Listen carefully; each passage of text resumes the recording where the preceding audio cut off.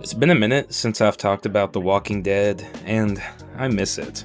I've let a couple videos go by, and I haven't said anything about this show, but best believe I've got some Walking Dead scripts written and ready. So to start this process, I recently went back to the early days of the show, and during my rewatch, I realized I've never watched the first 6 episodes of Season 4 back to back. I've watched them all at least once in random order and never again. It's weird because I'm such a fan, but I've genuinely just forgotten to go back and watch them. These episodes are what inspired me to write this script. One in particular I found to be quite underrated and less talked about. So the episode I want to talk to you about today is the Season 4 Episode 1 premiere, 30 Days Without an Accident. Now going back to Season 4, Welcome to the Tombs, we saw a defeat of the governor and the death of Andrea. Regardless of the tragic losses at the hands of the governor, the finale ended in a very hopeful way as Rick graciously took in the left-behind Woodbury residents. This was the biggest season so far, and Rick's choice to do this acted as a huge step in his leadership. What was going to happen next for the group? And how was Rick going to make this work? These questions would immediately be answered when the episode started. It opens up quietly on bright green plants as we hear sounds of nature in the background.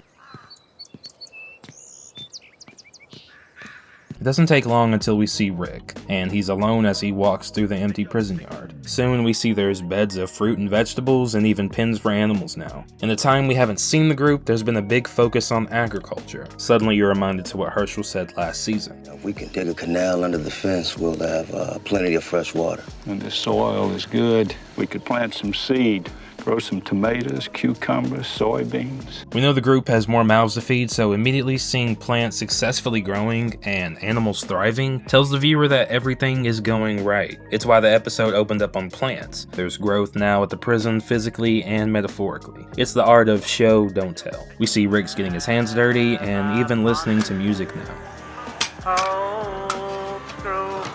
While digging, he comes across a gun, and the sight of it seems to irritate him. We later find out he hasn't been taking his gun when he goes outside the fences, and this is an interesting development for Rick. This means guns haven't been needed, at least since the governor left. In the episode, we can see that Rick is trying to put their old life behind them and focus on building his community. It's so fascinating to go back to these episodes and see where everyone's head was at before the world does what it always does, and changes you indefinitely. Next, we see Rick staring at a particular walker outside the fence, and without context, this walker doesn't stand out, but in reality, it's the first sign of things to come. In just the first 3 minutes of this episode alone, we can see a stark contrast from how we last saw the group, and it's in a positive way. But we're also seeing that the showrunners are subtly showing us that it's not gonna last long. Next, we find out Carl has been staying up all night reading comics. You didn't wake me up. Because I knew you were up all night reading comics with a flashlight. Then later, we see that Daryl and Carol have assimilated well with the new survivors. Morning, Daryl. What's up, Dr. S? Hey, Daryl. Smells good. Just so you know, I liked you first. Stop. Daryl, who's always been quiet and distant, seems to be pretty popular now, and Carol is even cooking the stew. Just like with how I looked at Rick, it's interesting to see how Daryl and Carol are here, compared to how they are when we get to Alexandria. I know saying that doesn't make much sense because of course they're different here, they haven't gone through all the bad shit that's soon to come. I just like to see the difference in how they act before things truly went south. Everyone is comfortable here, and with that we see different behaviors. I just love to see little things like that. This whole episode just oozes comfortability, but of course it's on purpose. We all know this is the calm before, and the true storm is only episodes away. Also, while talking, Carol says, Just so you know, I liked you first. Stop. then Daryl says, You know, Rick brought in a lot of them, too. Not recently. Give the stranger sanctuary. Keeping people fed, you're gonna have to learn to live with the love. meaning he's brought people to the prison community who aren't from Woodbury. These are the seeds being planted for his future job of recruiting in Alexandria. I told Deanna not to give you a job because I think I have one for you.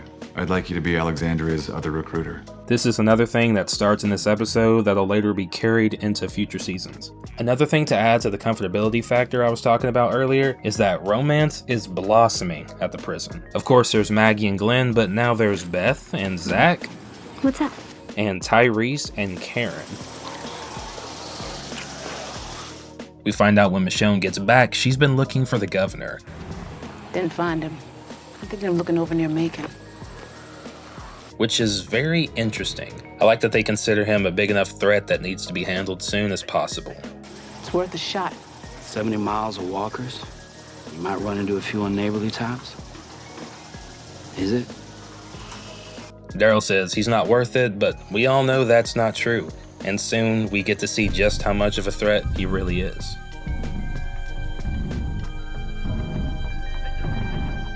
So, unfortunately, their original idea was right on the money. After this scene, we see Herschel talking to Rick. Herschel says the council has asked him to tell Rick to start carrying his gun again. This is the start of the council that we see implemented in the later seasons. When the group becomes truly settled, we see how civilized they become, giving different people voices to make decisions and not just relying on Rick's word alone. I love that choice, and I had forgotten it started here in the early years of the show. This conversation with Herschel is where we find out about Rick not carrying his gun like I talked about earlier. But of course, Herschel, being the mentor he is the one the council sends to talk some sense into him. Herschel tells him, We want you to be safe.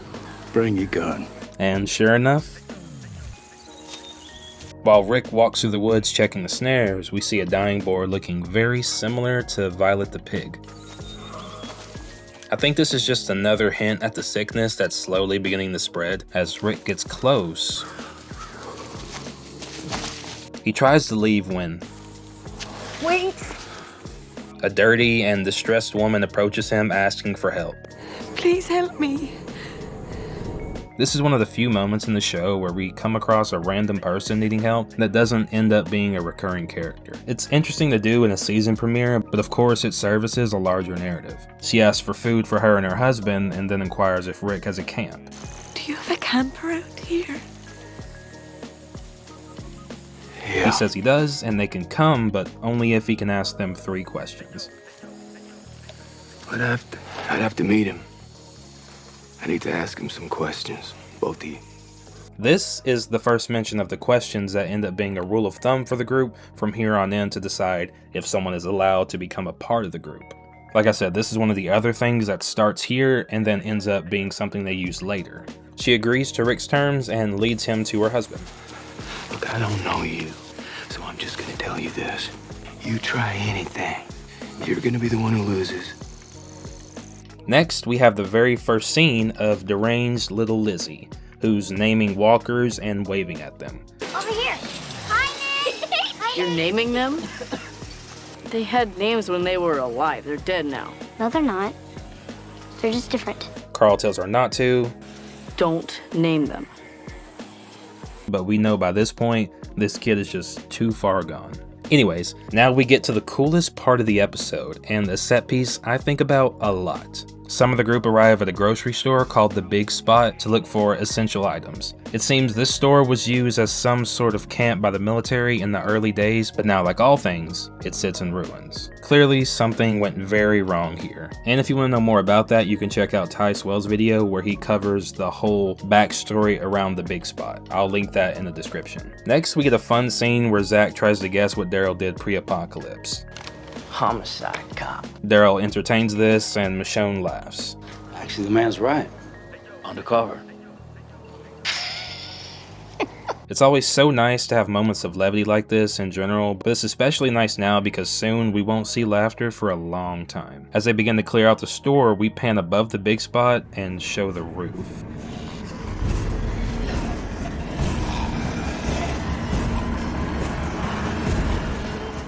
Next, we see Rick and this mysterious woman as she talks about where she and her husband were at the start. She says, And I wouldn't have made it if it wasn't for him. He saved me over and over again. Then she tells Rick all the things her and her husband Eddie had to do. Eating whatever we could find. Animal carcasses and leaving people behind. Hiding from people who needed my help. Her husband clearly has done the heavy lifting, and things have not turned out as well for them as they have for our group. Nothing she says is new to us. We know that you have to change to survive in this world. We've seen it done successfully with our main group, but we haven't seen it truly affect them like it has for this woman. She seems cognizant enough, but she's most definitely broken inside. When we cut, we see the group at the Big Spot as they shop aisle to aisle like customers before the apocalypse. Also, I'd like to mention there are scenes of them entering the Big Spot in the trailer that aren't in the actual episode. I just find that super cool. The store is full of stuff and completely intact. It's interesting to see a place so clean and so full of supplies. Contrasting this to the stores in the later seasons, it's a night and day difference. This scene of everyone shopping is one of my favorites in the whole show.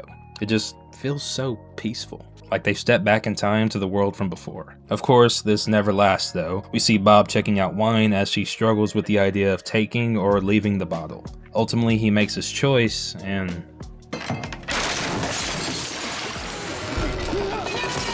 I don't even know how this happened, but he gets pinned under the shelf and the walkers on the roof hear all the noise. As they walk to the center of the store, we see the roof is compromised, and I love this scene so much.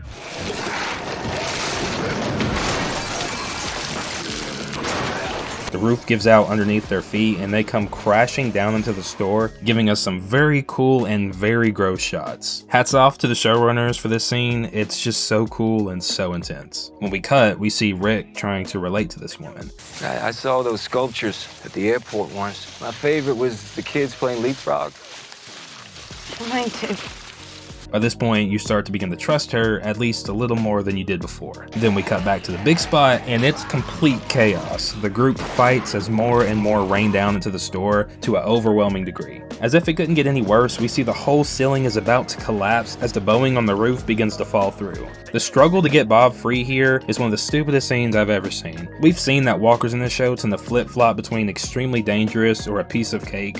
Sometimes when they absolutely could bite our characters, they don't. And sometimes they're loud as hell, and other times they're completely silent. This is one of those inconsistent times. Zach goes to save Bob by lifting the shelf, and here we can clearly see there's no walker crawling underneath, but in the next scene, a walker bites Zach on the leg, and no one decides to help him. Then he falls, and by the time he hits the ground, the walker has already crawled up to his neck and is munching away. This is one of the fastest walkers I have ever seen. Then, to make matters worse, the bowing falls through the roof and lands on top of him as the group runs away. I really hated that Zach went out this way. I think he had a lot of potential, but hey, I guess we have to have stakes. In the next scene, we see Rick and this woman finally arriving at her camp. But of course, there's no sign of Eddie. She drops to her knees and talks to him, but we don't see anyone there.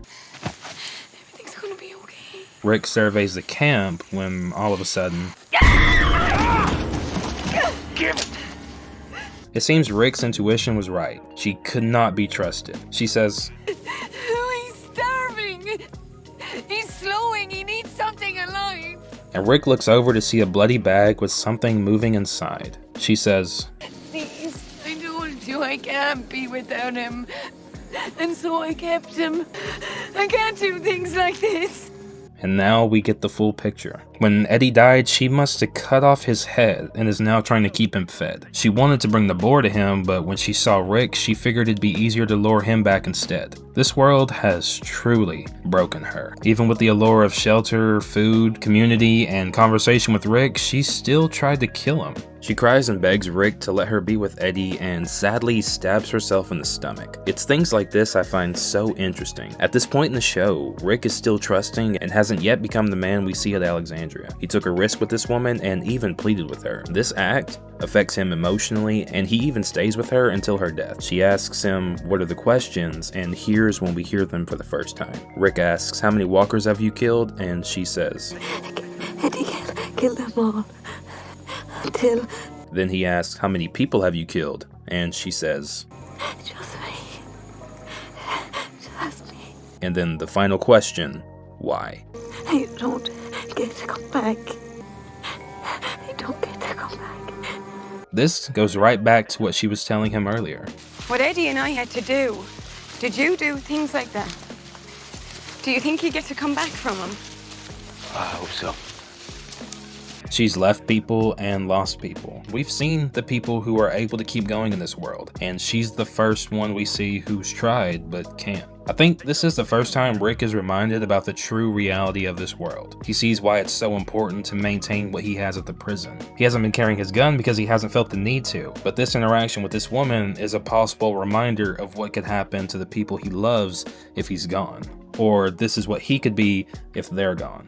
Rick leaves here with a different outlook, and it's sad, but this is a lesson he definitely learns from. When we cut back to the prison, we see Carol is reading to the younger kids, But it's not all it appears to be. When Lizzie and Mika's dad Ryan leaves, she pulls out an array of knives. She's teaching kids how to use knives and defend themselves against walkers in secret. When Carl sees, she says, "Please, don't tell your father." So now we know Rick's unwillingness doesn't just extend to him not carrying his own gun, but he doesn't want to teach kids how to protect themselves. Compare this to Rick and Alexandria, who said, I was thinking, how many of you do I have to kill to save your lives? But I'm not gonna do that. You're gonna change. and it's a night and day difference. Rick just hasn't experienced enough by this point in the show, and I can't blame him. These early seasons are just lessons that shape our characters to be better equipped to live in this world. Carol especially. Here we see the start of her shift into a true survivor. She goes behind Rick's back to ensure the safety of everyone, and it's not the last time she'll do it either. We see Patrick asked to be excused because he feels sick. This is another sign of what's to come, with the final sign being Violet the pig. When Rick returns to the prison, we see him checking on the pigs, and here we notice that Violet is dead. She was sick earlier and is now gone. Of course, we know now that this is foreshadowing the sickness that's about to spread through the prison. I just remember watching this for the first time and not picking up on any of this, but on rewatches, it's extremely obvious. Hindsight is 20/20, as they say. After the shitty day he's had, we see Tyrese meeting up with Karen and Glenn talking to Maggie. They reveal they've been worried about a pregnancy, but Maggie assures him they don't have to be scared of that. Regardless of the world they're in, she still wants to live, and that includes having a family with Glenn. Like I said in my self-help video, it's beautiful to see them together in these early seasons. It's also beautiful that Glenn later comes around on the idea of starting a family when they reach Alexandria and they finally feel safe. Regardless of what happens to them, it's amazing she does end up having a baby with Glenn. Next, we see Daryl go to tell Beth that Zach has died, and here we see how much she's changed as well. She says, Is he dead?